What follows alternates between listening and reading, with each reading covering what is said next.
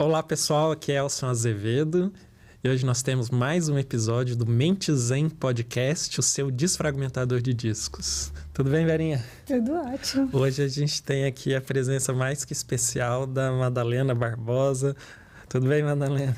Tudo bem, é uma honra poder estar aqui com vocês, compartilhar deste momento especial aí de divulgar informações, de abertura de mentes, paradigmas. Vamos lá. É isso mesmo. Aqui a brincadeira é, não sei o quanto você gosta de informática, né? Mas a brincadeira é aqueles computadores antigos que você tinha que ir lá, que ele estava meio lento, aí você clicava lá no desfragmentar o disco. Aí ficava lá umas 3 horas reconfigurando, lá ficava a imagem na tela dos bloquinhos andando para um lado para o outro, assim, otimizando o computador. E é um pouco o que a gente tenta fazer aqui, né? Discutir temas que fazem sentido para a gente e com um olhar sensível, mas assim, profundamente técnico, mas também sensível, né? E Madalena, te apresentando, né? Madalena é assistente social, é terapeuta de família, assistente social do CAISM da Vila Mariana, que é um dos principais hospitais, centros de formação e hospitais psiquiátricos do Brasil. E ela é coordenadora do Conversas de Vida. Conversas de Vida é um serviço que a gente tem lá no CAISM da Vila Mariana de prevenção de suicídio. Então, a Madalena é uma parceira querida e tem a falta de bom senso de embarcar em algumas aventuras comigo, né, Madalena?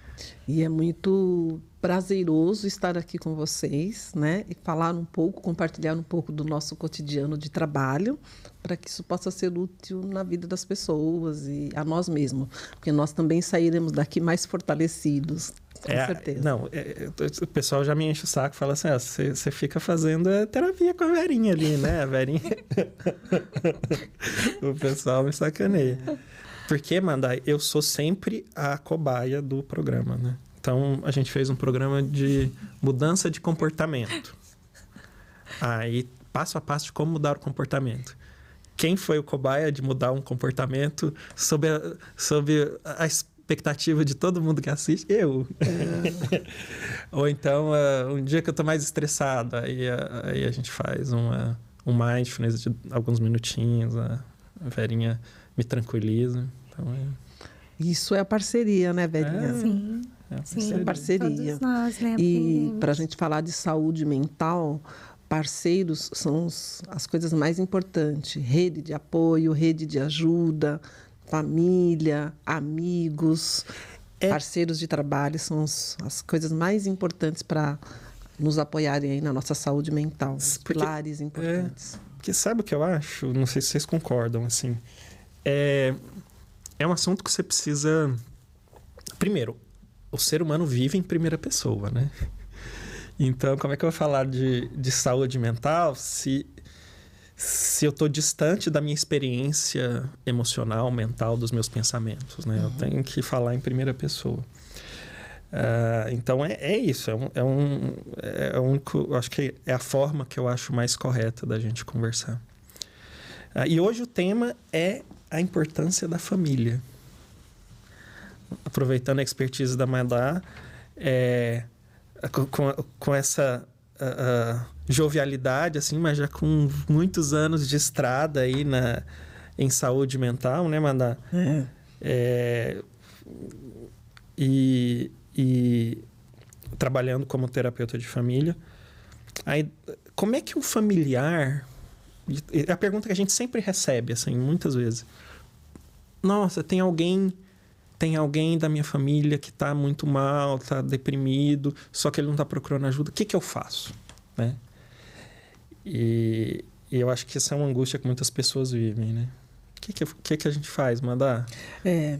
Eu sempre costumo dizer para os familiares cujo seu ente querido, um membro da família não consegue perceber a quebra, as dificuldades que vem enfrentando, eu sempre digo que comece por você, né? Comece por você, né? Muda. Quando um muda, nós temos uma visão sistêmica de família, e quando um muda, o outro muda.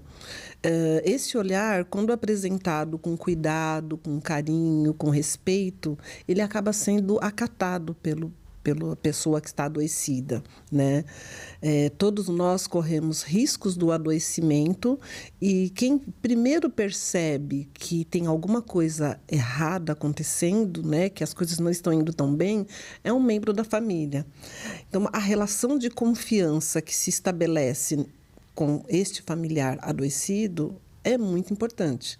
Você não vai ouvir alguém em quem você não confia. Você não vai dar atenção para alguém que te ataca, né? E muitas vezes a família, até com o objetivo de despertá-lo, acaba usando alguns pejorativos. Olha, você está com preguiça, você não consegue fazer as coisas. Então, isso acaba provocando um abalo na autoestima e na própria relação, né, Madalena? Na relação, desgaste na relação, porque no primeiro momento dá para parecer que o sujeito só está com preguiça mesmo, né? Isso, né? Ele só está de má vontade, mas muitas vezes é o processo do adoecimento. O olhar cuidadoso, a maneira com que se conduz, isso vai fazer grande diferença em apoiá-lo e trazê-lo para o tratamento. Né? Não, eu adorei, porque eu estava meio que querendo falar isso que você falou, na verdade, falando daquela coisa de primeira pessoa na saúde mental, é isso. Comece por você, né? Isso. Se você não tiver humildade de se aproximar do que você está sentindo, vai ser muito difícil o que você comunicar para o outro ser genuíno e tocá-lo. Até, por exemplo, o familiar a pessoa tem um familiar que está deprimido, aí fala assim, assiste esse podcast aqui, Domingos. Olha, ou então, lê esse livro aqui, seja menos... não seja um babaca. Olha esse livro aqui. 5 passos para não ser um babaca.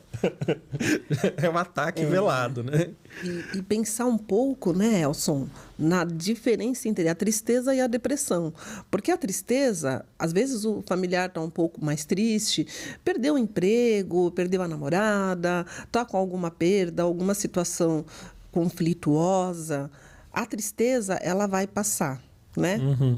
Todos nós estamos sujeitos a frustrações e tristezas por conta das nossas frustrações, porém ela não vai ter quebra no seu funcionamento. O que é a quebra no funcionamento? Já não consegue fazer as mesmas coisas que fazia antes, né? Às vezes tem dificuldade, inclusive, para o autocuidado. E esse olhar da família é um olhar que precisa de estar apurado. E quando se falar sobre isso, se falar com o cuidado de que o outro não se sinta atacado, e sim cuidado, e sim protegido, né? Uhum. Olha, estão se importando comigo, né? E isso é de grande importância, né? Isso é, talvez, saber diferenciar, saber perceber que está um pouco prolongado, não está conseguindo levantar para ir trabalhar, está perdendo interesse por coisas que antigamente eram importantes, né? Esse é a família percebendo essas coisas e comunicando de modo adequado, a grande possibilidade de trazer para o tratamento, trazer para a ajuda, né? E quanto mais precocemente isso for feito, mais eficácia. E traz, digamos assim, eu fico pensando, porque tem problemas de saúde mental em que o comportamento da pessoa que está adoecida, ele não causa tanto tumulto na família. Uhum. Então, assim, no geral, depressão é uma dessas, né? Que a pessoa vai ficando mais isolada, vai restringindo as atividades, mas não é que está acontecendo alguma coisa catastrófica, né? No geral, né? E aí eu fico pensando que essa é uma situação, né?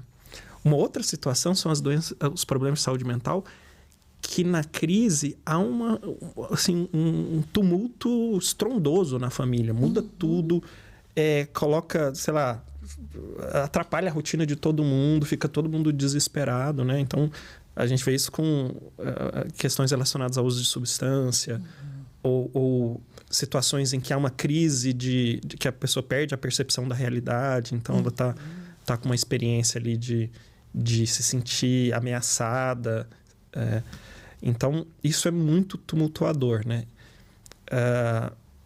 E eu acho que são, talvez, abordagens diferentes, né, Mana? São abordagens diferentes, porque tem algumas desorganizações, estados, eu vou chamar de comportamento extremamente desorganizado, afeta, e ele também é afetado pelo comportamento do outro. Pensa que sempre é na relação. Os problemas vão acontecer sempre e vão se manter a partir das relações e vão ser tratados e curados a partir da relação, né? E muitas vezes é isso. Muitas vezes o comportamento afeta a família inteira, né? Às vezes, gastos excessivos que falam ao favor de um determinado diagnóstico, né? Às vezes, a irritabilidade, algumas... Quer ver uma situação de vivência familiar que é desesperadora e que eu estou vendo cada vez mais, me lembrei agora, né? Que arrebenta a família, e todo mundo tem essas histórias, né? O cara perdeu tudo no jogo, né? Uma pessoa com dependência, com jogo patológico, né? Com vício em jogo, em apostas. E teve um aumento assim, absurdo recente com todas essas empresas de aposta esportiva, né? E isso me chamou muito a atenção e arrebenta a família, né? Arrebenta a família. Quantas famílias não perdem tudo e se desfazem por isso? E algo que às vezes as pessoas não entendem que precisa de cuidado, né? Que você está falando, Elson, de algumas coisas que passam pelo julgamento, né? Joga porque quer jogar, né? Bebe porque quer beber, que faz parte das doenças ligadas às compulsões aí, né? E que é muito comum que as famílias, que as pessoas, a própria sociedade, as pessoas que estão ao entorno, lidem apenas como uma questão moral.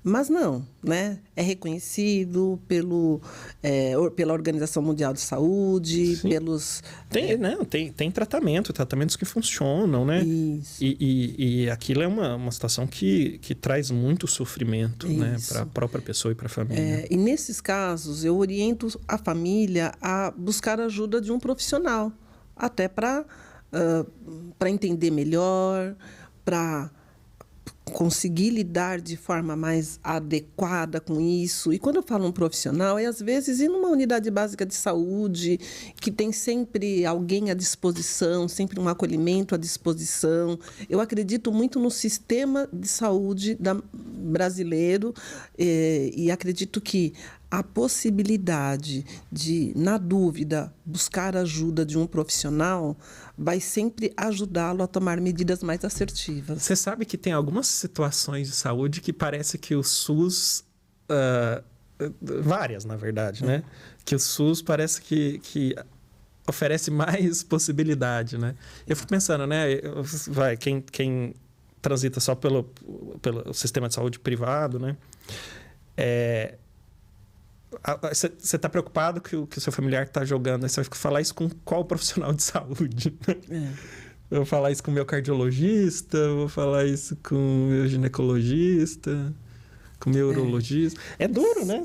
E o SUS, você tem lá a unidade básica de saúde, que por definição está olhando para todas as questões de saúde que envolvem aquela pessoa. Né? Isso é muito bacana. Essa é a riqueza, né, do Sistema Único de Saúde, né? É ter pessoas preparadas para te apoiar, né? Uma série de grupos. E, olha, eu costumo dizer, eu transito também pela iniciativa privada, também trabalho em consultório, mas eu tenho sempre o cuidado de dizer, olha, o SUS resolve melhor, né? Precisa de um atendimento multiprofissional, precisa de uma equipe ajudando, que vai para além de um cuidado específico de um único profissional, ou de um cardiologista, ou de um psiquiatra. É uma equipe cuidando, né? Não é à toa que a Organização Mundial de Saúde indica que os tratamentos devem ser realizados através de equipe multiprofissional. E quem primeiro se organizou para isso foi o Sistema Único de Saúde mesmo, né? É impressionante. É claro que a gente está falando assim, que na prática aí você tem as unidades, sei lá, sucateadas, subfinanciadas, tendo que atender 10 vezes mais do que a capacidade. Sim. Né? Isso, obviamente, causa um sofrimento, né, para a própria equipe de saúde lá e para a comunidade, né?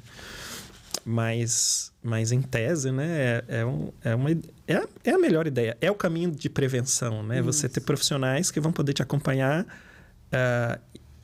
no caminho, na sua trajetória e você estando doente ou não. Que as ações preventivas e assistenciais, né? Exato. Esses são os papéis das unidades básicas de saúde.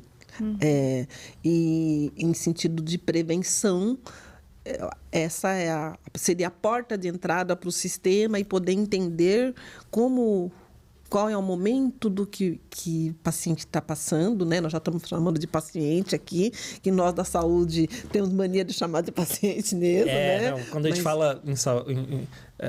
porque o paciente...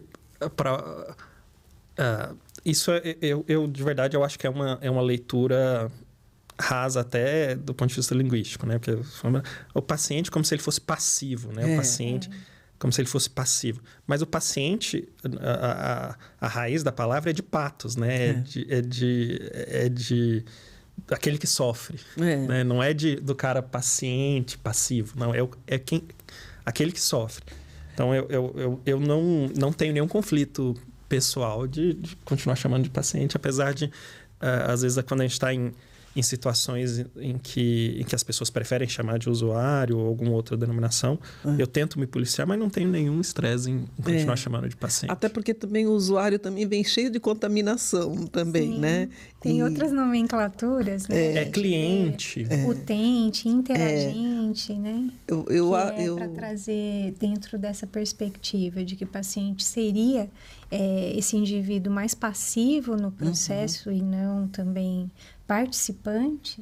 Então, outra nomenclatura que vem sendo utilizada é o utente, o interagente, né? Trazendo essa responsabilidade que é compartilhada com o profissional de saúde, né? Mas eu fiquei aqui pensando, né, Madá, quando você estava falando, né, da família, que às vezes são as pessoas mais próximas, que vão perceber, que vão ter esse olhar de que algo está errado, né? Então, as pessoas mais próximas, muitas vezes, podem, de fato, ter esse papel, né? E particularmente, por exemplo, para mim, família é um valor muito importante. Porém, eu queria colocar um outro contraponto, que é algo que, por exemplo, a gente vê muito nos transtornos, por exemplo, alimentares. Então, às vezes, até por este vínculo, né, afetuoso, amoroso, das pessoas muito próximas, é muito comum entrar na negação. Sim. Eu não quero acreditar que exista de fato um problema. E eu começo a trazer justificativas mentais, porque assim, entrar em contato com essa realidade, né, de admitir, por exemplo, que esse ente tão querido está passando, por exemplo, por essa situação, dói demais. E aí eu entro na negação enquanto familiar dessa pessoa. Como lidar? Não, adorei isso que você falou, porque é um contraponto mesmo, porque a gente falou de uma situação específica que talvez a gente suponha que quem está assistindo o vídeo seja alguém que está preocupado com o familiar já, né? Mas pensa assim, tem a pessoa que está sofrendo e o familiar. Eu esbarrei aqui. A pessoa que está sofrendo e o familiar. Às vezes, a própria pessoa reconhece que está doente e a família não reconhece. Sim. Isso pode acontecer também. Pode acontecer. É muito comum. Ou os dois negam, né? Tanto a pessoa quanto a família. Eu tô te falando, eu te falei, a gente ouve, né? E assim, olha... Ninguém acreditou em mim, né? E é muito comum mesmo, né, Beninha? E que talvez essa primeira etapa seja uma etapa eu vou chamar até de etapa, né? A negação vem pelo receio da própria família, o percurso que ela vai ter que fazer para encontrar ajuda, os julgamentos que virão sobre aquela situação, né? O que eu fiz de errado, se eu contribuir para aquela situação, isso, né? O sentimento de culpa, né? Negar, junto com essa negação, vem um sentimento de culpa, né? Principalmente, às vezes, em situações de os pais e os filhos. Não, onde foi que eu errei? Que esse menino está fazendo isso? Né? Não fui uma boa mãe. Então, lidar com esta culpa é responsabilizar por algo que não necessariamente é dessa maneira. Pensar que a saúde mental, ela depende de fatores biológicos, fatores sociais, né? Fatores físicos, enfim, uma série de fatores, e não necessariamente um único fator. E é muito natural que a família tome para si.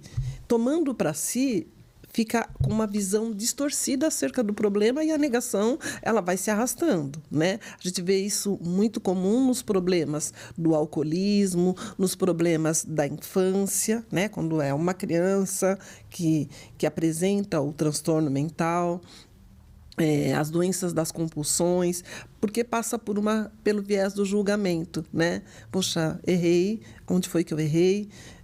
Eu tenho culpa com isso, e é melhor negar que eu...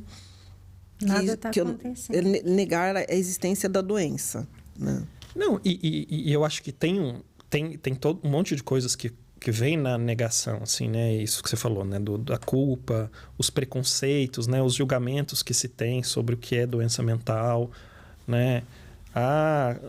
Acabou a vida. Uhum. Então, sei lá, você tem um problema de saúde mental, acabou minha vida, né? Não vai fazer... E não, né? Tudo... Não. Hoje não. Hoje... Curiosamente, sabe que até fazendo a minha culpa, até os profissionais de saúde mental têm esses preconceitos, né? Porque na prática, por exemplo, pessoas com transtorno bipolar, por exemplo, uma doença mental comum, enfim. Quem que eu vejo? Os mais graves, né? Porque os mais leves nem chegam no meu consultório. Passam meio despercebidos pela sociedade. Eu fico enviesado só com o grupo de pacientes que têm os sintomas que estão mais impactando a vida. Uhum. Né?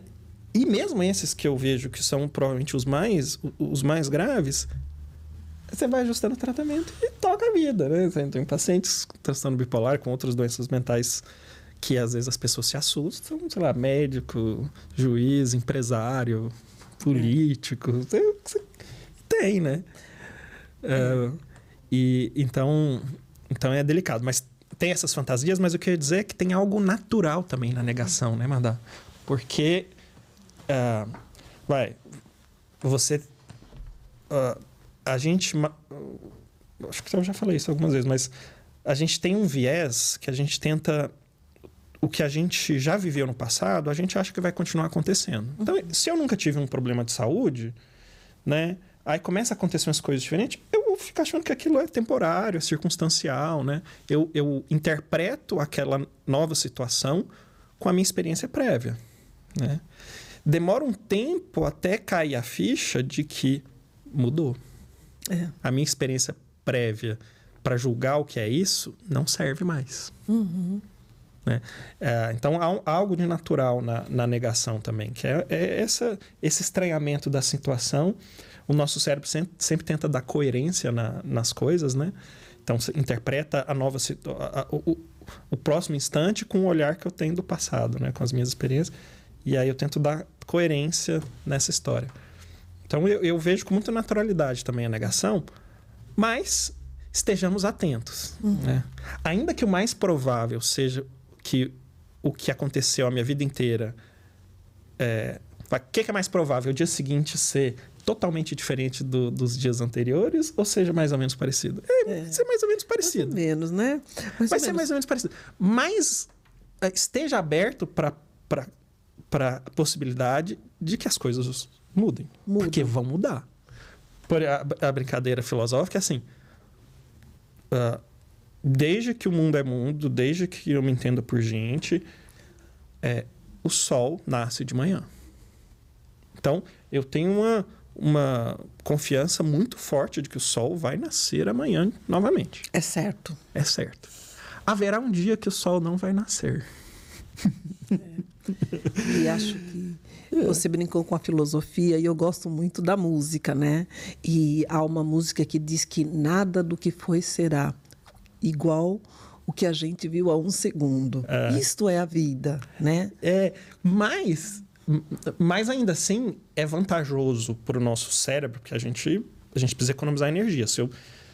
Digamos assim, se a todo instante eu tiver que questionar tudo. Então, por exemplo, toda a minha vida eu tomei água do filtro e me fez bem.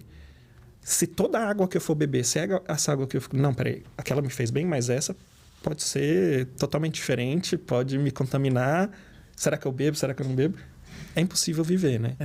E aí você fica numa rigidez. E essa rigidez, ela passa por todas as esferas da nossa vida, se nós permitirmos, né? Daí a importância de ampliar o repertório, de buscar trabalhar, nós estamos falando de saúde mental, os outros pilares da saúde mental, né? Evitar... ver manejos de estresse, como é que você se desestressa, como é que você consegue dar uma relaxada e beber água sem tanto, né, sem pensar tanto no conteúdo, né? É uma coisa que eu aprendi com a Verinha, né? Tem coisas que são como elas são. Então, é mais eficiente pra gente, pro nosso funcionamento mental, ter esse jeito de raciocinar. Mas guarde um espacinho dentro de você para saber que isso é uma possibilidade. É a mais provável, mas é só uma possibilidade. Né? Igual aí eu tô... Minha veia filosófica pegou agora. Tem o paradoxo da galinha. Não sei se vocês já ouviram essa. Paradoxo da galinha, que é o seguinte. Galinha, né? A relação da sua experiência, do que você vive, e você vai estabelecendo relações causais, né? Ou você vai determinando o que é mais provável. Por exemplo, a galinha, a vida inteira dela... foi assim, vinha o fazendeiro e aí ele dava comida. Todo dia, fazendeiro, comida. E ela estabeleceu essa relação, os caras vão me dar comida. Teve um dia que ele não veio com a comida, veio com um machado. Ai, foi o dia mau. E é isso. Mas para a galinha, até aquele momento, fazendeiro, comida. E ela tinha toda a racionalidade para ligar o fazendeiro com a comida. Nós que não somos a galinha, a gente consegue ver de uma perspectiva mais ampla, a gente sabia que ele ia chegar com o machado, né? A gente sabia. A galinha, não. Então, tem algumas situações... Tem algumas situações em que a gente é a galinha, né? E pensando ainda na questão do sol e tudo mais, né? Eu gosto de alguns exemplos que estão descritos na Bíblia também, porque a Bíblia é um livro que todo mundo, sem querer ou por querer, já teve algum tipo de contato, né? E a Bíblia, ela fala sobre o dia mau, né? Ela também prevê que haverá um dia mau e que você tem que ter um arsenal preparado para o dia mau. E pensando em saúde mental, quanto mais arsenal, quanto mais estivermos preparados para o dia mau, mais facilidade nós teremos de transpor as nossas dificuldades, né, no dia mau. E isso é saúde mental, porque saúde mental também é a capacidade de resolver os seus problemas, né? A capacidade que as pessoas têm. E as pessoas, quando têm a sua saúde mental afetada, ela começa a ter diminuída a capacidade de resolver problemas. Então, eu preciso de ter um arsenal, preciso de ter clareza de algumas coisas que, enquanto estou no dia bom, enquanto o sol está aí, brilhando. Preparar, né? Se preparar. Né? Eu adorei isso e eu até fiquei pensando... com esse olhar com a família, né? Porque é isso. Qual que é a família que vai provavelmente ter mais recursos na hora que um familiar adoece? Seja doença física ou doença mental. Uma família que se preparou. Uma família que construiu relações de confiança, né? Sim. Que construiu uma convivência... Saudável. Então, esse é o talvez assim... o desafio, né? Nos dias bons e cultivando os laços familiares. E aí minha dúvida também é, como é que cultiva? Eu, na minha cabeça, tem uma coisa que é comer um pote de sal junto, né? Estar ao lado, né? Estar ao lado, perceber o outro, né? E a Verinha falou sobre a família, né? A importância da família, o seu olhar sobre a família. A família é onde tudo começa. Tudo que você tem, você aprendeu com a sua família, né? E com os seus pais, com os cuidados que você recebeu, e aí você vai transmitir isso de geração em geração, né? São coisas, tem algumas coisas que vão se diferenciando, mas a maior parte das coisas vão se transmitindo de geração em geração. Mas um dos papéis mais importantes da família é esse cuidado, né? É alguém que são os primeiros a perceber essas alterações que nós falamos aqui. E até porque na família também a gente tem um pouco mais de liberdade, tem um pouco mais de intimidade, vamos assim dizer, né? Então, o filtro fica quebrado lá dentro de casa, né? Essa é uma ótima percepção. Na família, você tá com as defesas mais soltas ali e coisas aparecem, né? Aparecem, né? E eu brinco muito porque a minha filha participa com nós lá no Conversas de Vida e de vez em quando ela solta uma. Mas para fulano você não ia falar desse jeito. Para um fulano você não falaria dessa maneira. Não, acho que talvez tenha uma coisa assim, que é a coisa da intimidade mesmo, que talvez se eu dissesse para a Verinha ia ter uma interpretação X. E com quem a gente tem intimidade, né? E se a gente pensar mesmo no nosso grupo de trabalho, nós estamos lá trabalhando todo mundo junto, tá funcionando legal. E se chega alguém, nós somos mais cuidadosos com esse alguém que chegou no grupo. A gente tem uma acolhida, às vezes, um pouco diferente, às vezes até a pessoa dá até uma atravessada, mas a gente consegue contornar. Mas se o seu colega, se você tem intimidade, você até fala, você tirou essa ideia, que é isso? Né? Quem chegou, não, né? Então, a intimidade, chegou ela agora, dá você liberdade. Falou, olha, que ótima ideia. A gente volta a falar sobre isso semana que vem. Mas é isso. Aí ele falou, não, é porque você é falso. Não, eu sou adequado, né? Exatamente. Tem o que é adequado na conversa com cada um. E a família, normalmente, é isso. É onde as defesas... É um ambiente que se sente protegido. Você consegue expressar aspectos mais que talvez deem mais vergonha, que te assustam mais, né? Mandar, o que você acha, assim, quais seriam os principais erros que você vê nas famílias, assim, quando estão enfrentando um problema de saúde mental? Que é muito frequente, assim, que as pessoas acham que estão fazendo direitinho e, na verdade, estão fazendo uma coisa que está sendo prejudicial? Eu acho que um dos erros mais importantes, eu acho que é essa questão, né? Eu avalio que é a questão de subjugar o sofrimento, né? Colocar num lugar de julgamento, num lugar de moral, né? Você tem tudo, não sei por que está aí deitado. Nossa, já fiz de tudo. Você está reclamando Você está aí, parece que você não faz, não tem movimento. Esse olhar... que talvez tenha a ver com a negação, né, do sofrimento do outro, né? Então, os erros mais frequentes são, nesse primeiro momento, ter esse olhar muito raso, né? Uhum. E o julgamento. E talvez a hierarquização, né? Então, isso daí é pouco sofrimento. E aí, outra coisa. Imagina, eu já passei coisa pior na minha vida. Na minha infância, eu não tinha isso que você tem, né? Os meus pais, eles lidavam de outro jeito. Nós tínhamos... falta de algumas coisas e nós sobrevivemos a essas faltas, né? É muito comum nós recebermos aí uma um videozinho, alguma coisa falando do tempo que fazia... no meu tem essa geração Nutella, né? Geração Nutella, né? Essa é uma expressão muito comum, né? Essa geração eu era Nutella. raiz, agora é Nutella, né? E essa é uma das questões que a gente acaba vendo com uma frequência maior. Exigir do outro aquilo que que foi da nossa vida, do nosso passado, da nossa infância, e que é muito comum, principalmente os pais, exigirem: não, olha, meu pai, olha, era dessa maneira que ele tratava. E aí as coisas mudaram. Isso precisa de ter um novo, ressignificar alguns comportamentos, né?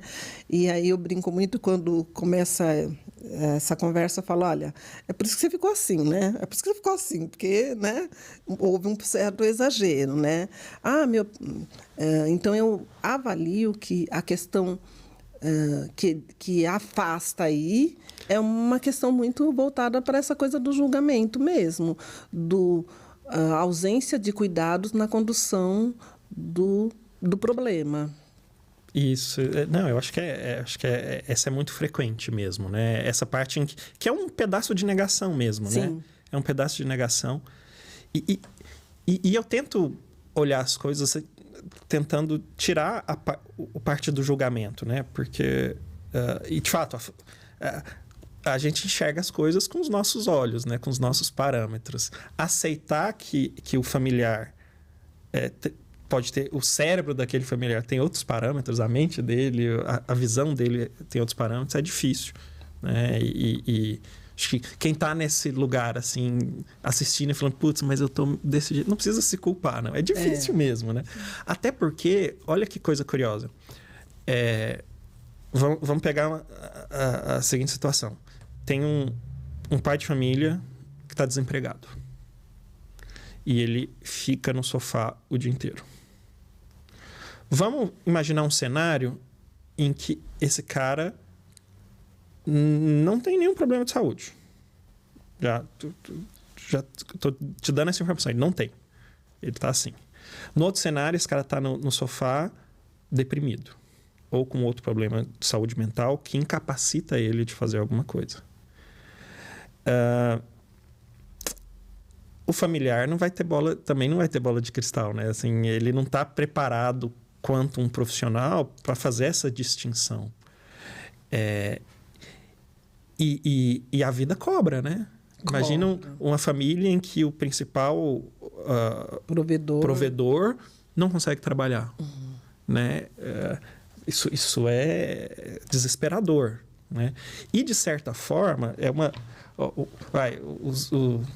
quando o médico diz que tem um problema de saúde e dá lá um diagnóstico,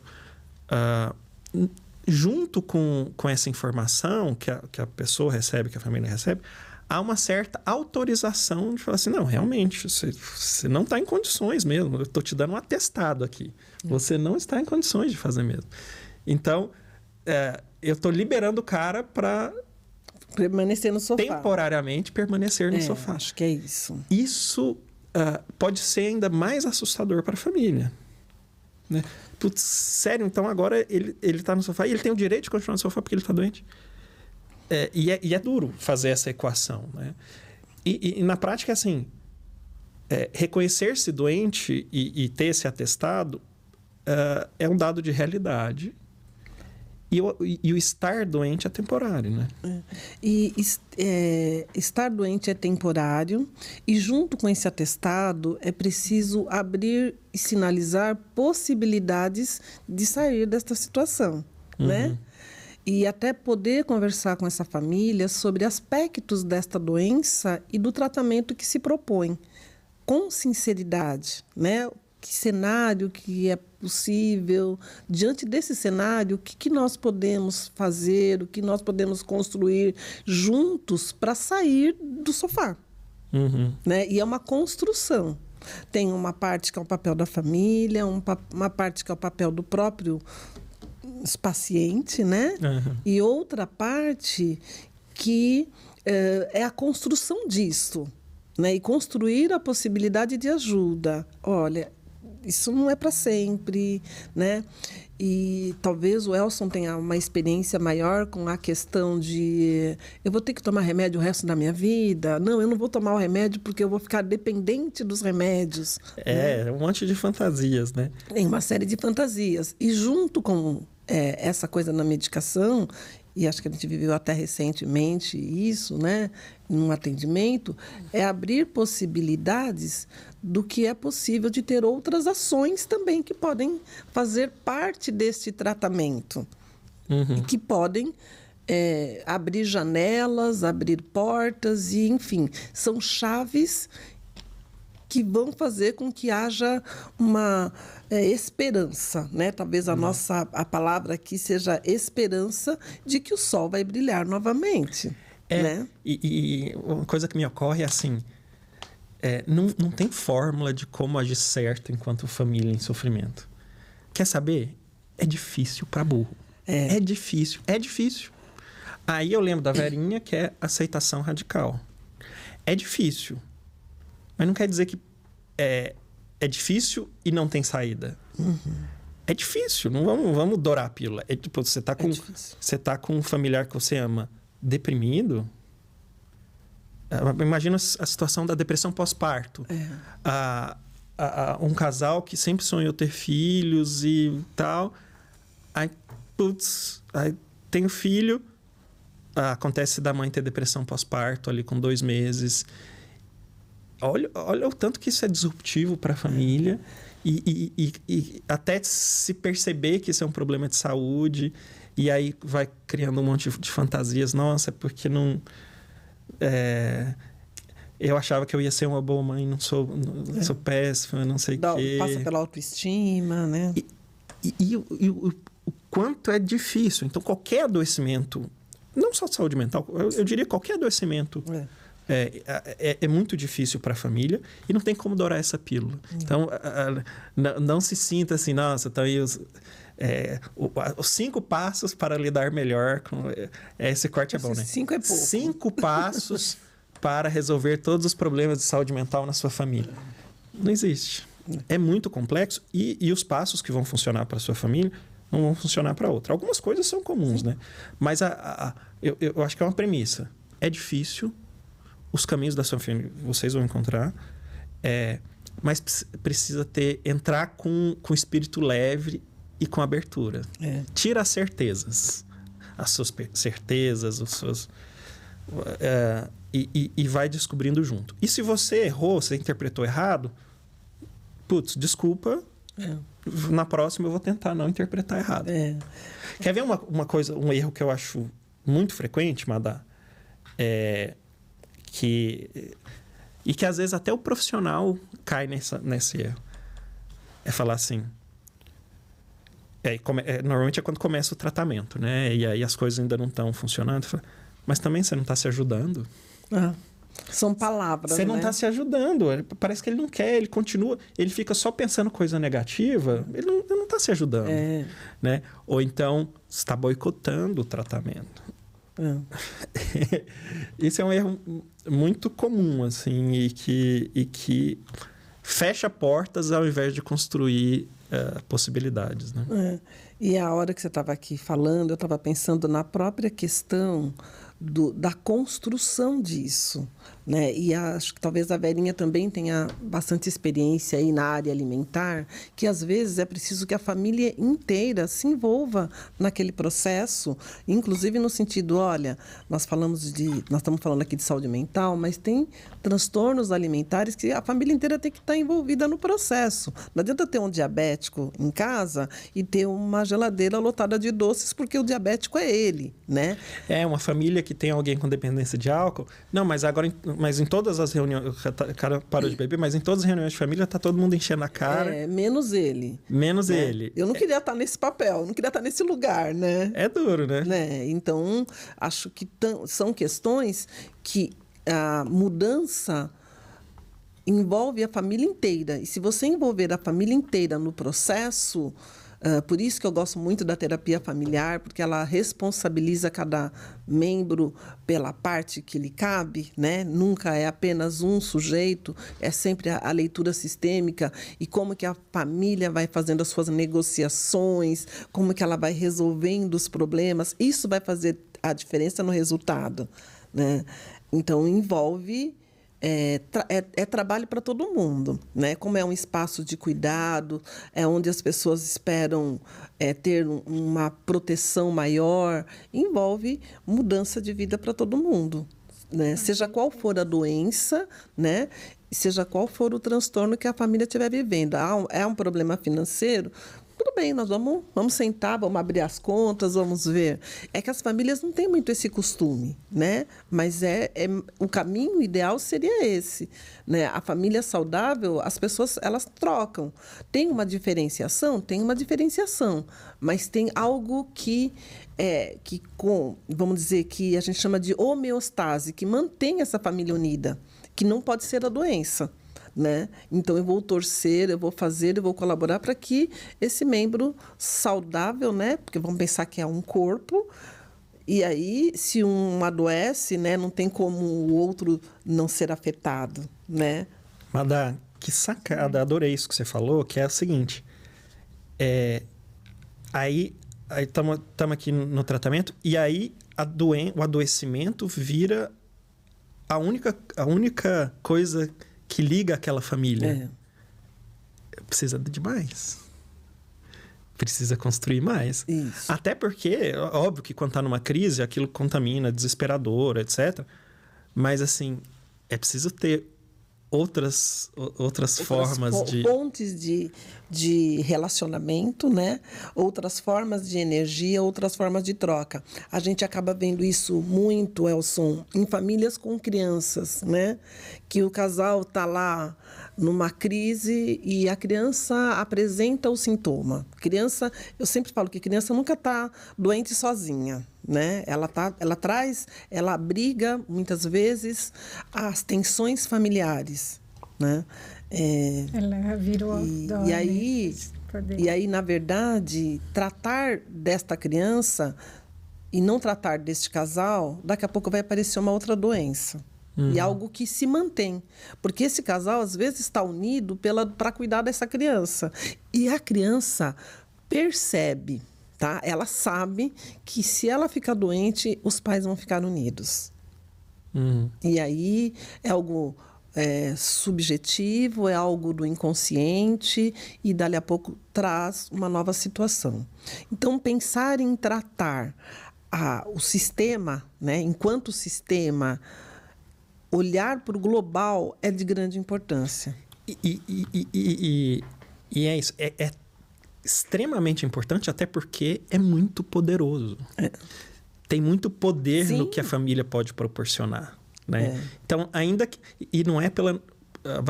quando você vai pensar nisso, às vezes... Tu pensa nessa situação que você descreveu, mas daí faz todo sentido, mas eu estou pensando na cabeça de um pai que viveu que está com um filho doente e que fala, putz, então a culpa é minha. Não é a questão de culpa. É assim, trabalhar essas coisas é uma ferramenta poderosa de tratamento. Sim. Não estou dizendo que isso é a causa. É só que mexer nisso é tão poderoso que é terapêutico. Desculpabilizar. Não quer dizer que aquilo foi a causa. Mas mexer nessas situações familiares é poderoso para o tratamento. Né? E aí é que eu falo que é o desculpabilizar. Até porque, Amanda, no fundo, todas as famílias têm coisas complicadas, né? Eu falo que todas as famílias têm seus problemas, seus probleminhas e que seus problemões e que à medida que não se trata, eles vão crescendo, né? Vão aumentando. Eles vão aumentando e quer saber, não sei, provavelmente isso é a norma, isso é o mais comum, isso é a regra, né? Não que deveria ser assim, mas as famílias têm problema. Todas. Quer dizer, então, que eu preciso me culpar por tudo que vai acontecer? Não, é aceitação radical. Família tem problema. Até lembrei, você falou da Bíblia, eu lembrei lá, eu acho que é Esqueci qual que é o... Mas é um que fala assim... as recomendações para quem quer seguir a carreira de apóstolo. O homem não deveria... É melhor que o homem não se case. Se casar, terá problemas na vida. Sim. Ou seja, família tem problema. Tem problema. Isso é um dado de realidade, né? Agora, não precisa ficar se culpando. Cuidar disso vai ser muito poderoso. A diferença está como que você conduz esses problemas, né? Como é que você lida com esses problemas. Se dá para jogar debaixo do tapete, se dá para... Vamos conversar, vamos tratar, né? Até porque se eu tenho um problema, né? E eu trabalho muito numa visão transgeracional. Se eu não cuidar nesta geração, ele vai aparecer na próxima. Então, eu quero cuidar da geração dos meus netos, né? Então, você vê que, às vezes, coisas que se repetem dentro da família. Tem o fator genético, falando aí organicamente, falando aí de uma visão, fisiologia de algumas doenças. Mas tem uma questão também transgeracional, Sim, que é a herança social. Você falou um pouco da questão, né, do que passa, né? Tem a parte genética e agora a gente sabe que tem a epigenética, né? Porque o gene é o gene, pronto. Mas como esse gene vai se expressar, né? Aí é que entra influências do ambiente. E eu estava pensando nisso, né, Amanda? Eu estava falando, toda família tem problema, então por que eu tenho que mexer nisso, se toda família tem, né? Aí... É mais ou menos o seguinte, eu comparo com a situação, um cara que nunca teve pressão alta na vida, e aí lá, aos 45 anos, começa a ter pressão alta. Aí o médico recomenda diminuir o sal. Eu falo, por que eu vou diminuir o sal? A vida inteira eu comi sal? Mas tudo bem. Se você tivesse comido menos sal, talvez a pressão alta não teria ocorrido, né? Tudo bem. Mas agora que ocorreu, querido... fazer isso é uma enorme ferramenta de tratamento. Antes, talvez fosse menos relevante. Agora, é altamente relevante. Então, eu penso nisso na família. Tudo bem, toda família tem problema. Beleza. Mas agora que aconteceu, calhou de ter esse problema de saúde mental em algum membro dessa família, aí é super importante ver os problemas e lidar com os problemas da família. Não para culpabilizar, mas é que isso é muito poderoso. É absurdamente poderoso. Essa questão, por exemplo, a gente sabe o quanto é comum em todas as famílias haverem problemas, né? Mas quanto, né, acreditando nessa pedagogia da vida, esse é um ambiente fértil também de aprendizado, né? Porque é onde existe também esse afeto, esse amor e a possibilidade de você aprender com todas essas dificuldades, né? Porque ali vão encontrar pessoas que, por esse vínculo tão forte, vão estar ali, do seu lado, te acompanhando, né? E até isso que a gente falou da falta de filtro que a gente tem com a família, nessa situação, enquanto potência, ele é favorável. Porque tudo é mais intenso. Então, a transformação é mais intensa. Tem o envolvimento afetivo, que é isso que a Verinha trouxe agora, né? Isso tem muito poder, né? E, às vezes, eu acabo para um trabalho aí de sensibilização de familiar, eu faço uma pergunta que eles se assustam para responder, mas que é muito poderosa. Você seria capaz de fazer qualquer coisa pelo seu familiar? Aí, primeiro vai para trás, depois sim, eu seria capaz de fazer qualquer coisa. Inclusive, melhorar o seu padrão alimentar, repensar no seu padrão alimentar, inclusive, deixar de beber, inclusive, pensar melhor no consumo que você está fazendo do álcool, né? Então, essa coisa de você, quando você fala, você seria capaz de fazer qualquer coisa, vem todo aquele amor, todo aquele afeto e tudo que eu sou capaz de fazer por amor. E família é amor, né? Pode ter o que tiver, pode ter, mas todo mundo quer esse amor para si, todo mundo tem essa ligação, porque né? Não todo é mundo muito, quer né? Um porquê, mas e é muito confortável. De, né? Apesar de qualquer coisa, tá muito acima. Confortável, né? Sim. E aí eu tava até pensando nas pessoas, putz, mas e eu que sou, eu hipotético, né? Não sei, e eu que sou filho único, meus pais eram filhos únicos, não tem mais ninguém da família e sou solteiro, mas aí a gente pode pensar numa família adotada, né? Das pessoas, dos vínculos família, mais significativos, né? Você escolhe, né? Os vínculos mais significativos e a gente pode fazer esse raciocínio também nisso. Né? A gente fala de família, mas hoje a visão de família é exatamente essa, Elson. É um local de pertencimento, né? E muitas vezes não é um vínculo sanguíneo, né? Na verdade, é o vínculo afetivo, é o vínculo do pertencer, o quanto que aquele grupo te acolhe, né? E a gente vê hoje outro estilo de família, outro modelo que já não é mais aquele modelo que a gente brinca aí, que é a família doriana, né? Uhum. Hoje a gente vê outras formas de vinculações que constituem a rede de ajuda, de apoio e que cumprem o lugar de família, né? Sim. A gente fala muito numa visão freudiana de mãe, de pai, mas é o papel, né? Uhum. Papel materno, a figura materna, a construção da paternidade, e às vezes outras pessoas podem representar esses papéis na sua vida, né? Uhum. Que te ajudem a criar recursos internos, né? A partir da figura materna, na maternagem, né? E às vezes eu me pego muito maternando os meus pacientes e fiquei muito tranquila quando descobri que aquilo que eu estava fazendo era só maternagem, né? Que é esse cuidado que às vezes teve uma falha lá atrás, mas que a gente consegue no contexto terapêutico ajudá-lo a reconstruir isso e transformar isso num recurso para lidar com seus conflitos, né? Uhum. Muito bacana, Madá. Madá, que conversa boa, viu, de família. Provavelmente a gente vai ter que trazer o assunto família várias e várias vezes. E a Madá é da equipe aqui. Legal. Vai ser um prazer. Estará aqui com a gente muitas outras vezes.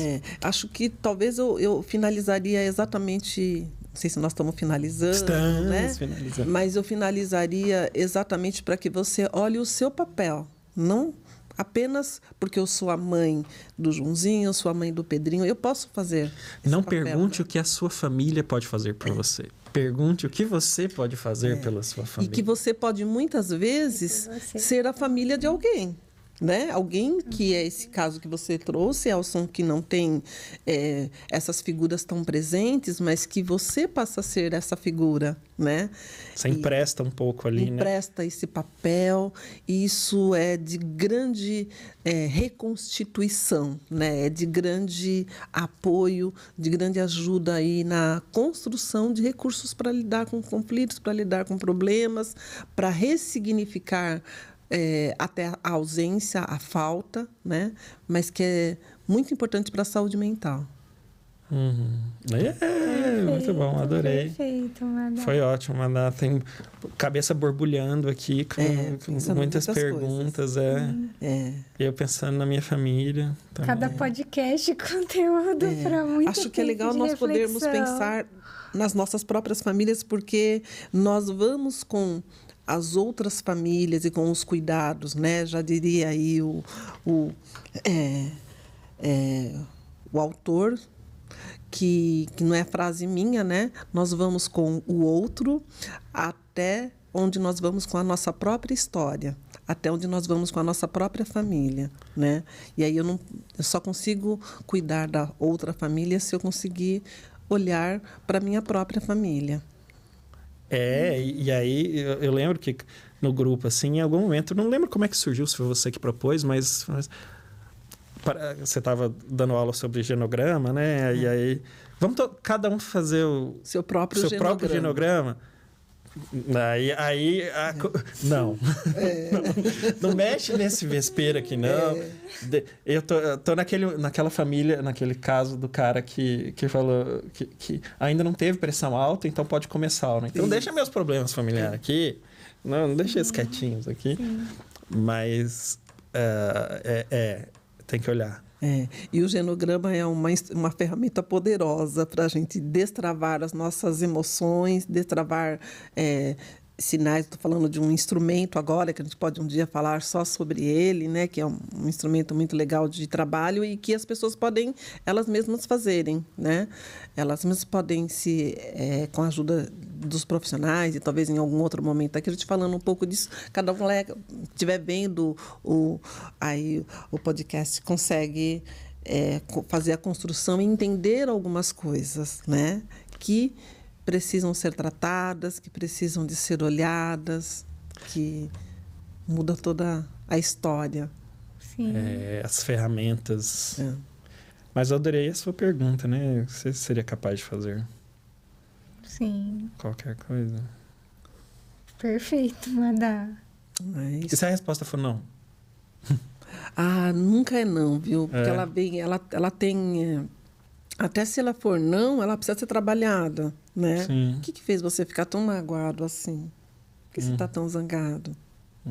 E aí, quando ele vai trabalhar o motivo pelo qual ele está tão chateado, que não está disposto a investir, isso já é um investimento. Sabe uma coisa que eu adoro que você faz, Madá?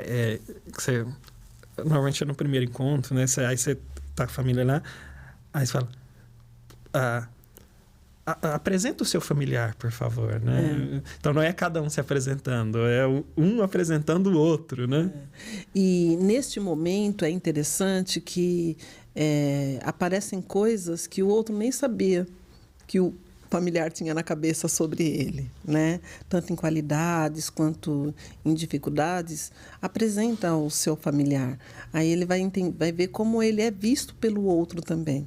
E é algo que, assim, é muito impactante, né? Assim, por mais, às vezes, intimidade que você tenha com o familiar, de repente, ouvir dele como você me vê, né? Como você me enxerga, porque, às vezes, a gente tem também uma percepção de que o outro nos percebe de uma maneira a partir das nossas lentes. E por conta disso tem os conflitos. Eu tenho certeza que se fosse fazer isso com a Graty, minha esposa, o único defeito que ela ia colocar é que eu ronco. Mas eu discordo, eu acho que... eu acho que eu não ronco. Né? Nunca ouvi. Não, isso é historinha. Eu já ouvi eu mesma roncando. Acordei com o meu próprio ronco.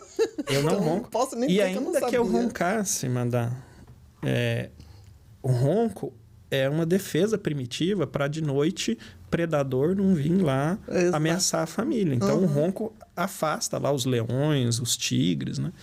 Então, ainda que eu roncasse, seria para proteger a minha família. Exato. Porque eu faria de tudo. De tudo para proteger a sua família. Inclusive, roncar, se fosse o caso. É isso. Você sabe que teve um dia dessas coisas de sono, né?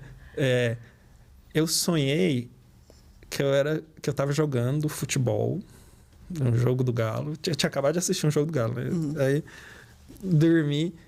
Aí sonhei que eu tava chutando uma bola, assim, mas foi um chute forte mesmo. Resultado, chutei a parede.